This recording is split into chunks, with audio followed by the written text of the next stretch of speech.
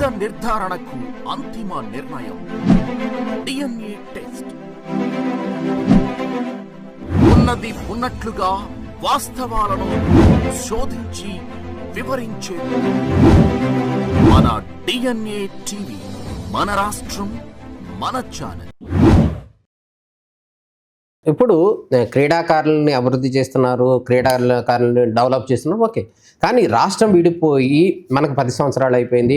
ఒక జాతీయ స్థాయి స్టేడియం అనేది మన ఆంధ్రప్రదేశ్లో ఇంకా లేదు. ఇంతకుముందు ఉన్న స్టేడియంలతోనే నడుపుతున్నాం. వీటిని అభివృద్ధి చేసే అవకాశం ఏమైనా ఉందా? ఖచ్చితంగా అండి. ఇప్పుడు అమరావతి ఏదైతే మనం రాజధానిగా ఇప్పుడు ల్యాండ్ పూలింగ్ జరిగిందో, అమరావతి కోర్ క్యాపిటల్ పరిధిలోనే ముఖ్యమంత్రి గారు చెప్పడం జరిగింది, 1000 ఎకరాల్లో స్పోర్ట్స్ సిటీని కూడా డెవలప్ చేస్తామని చెప్పాం.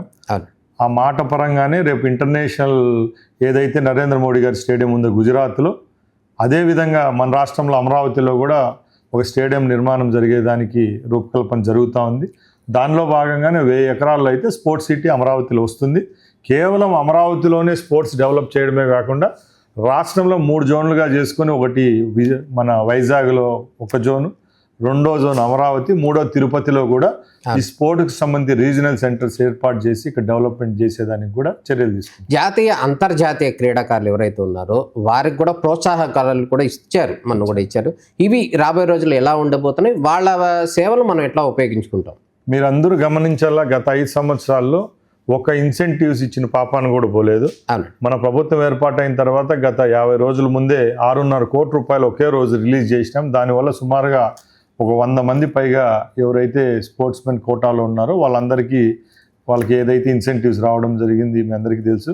దానిలో భాగంగానే ఇక్కడ ఏవైతే మేము ఇన్సెంటివ్స్ విషయంలో అయితే రాజీ పడే ప్రసక్తే లేదు. ప్రతి ఒక్కటి కంప్యూటరైజ్ చేశాము. ఎవరైతే శాప్లోకి వచ్చి ఎన్రోల్ చేసుకుంటారో వాళ్ళకి ఏవైతే రావాలో అవి సంవత్సరాలు అట్లే పెండింగ్ పెట్టకుండా మినిమం ఒక 3-4 నెలల్లోనే వాళ్ళకి ప్రోత్సాహకాలు ఇచ్చేదానికైతే చర్యలు తీసుకుంటాం.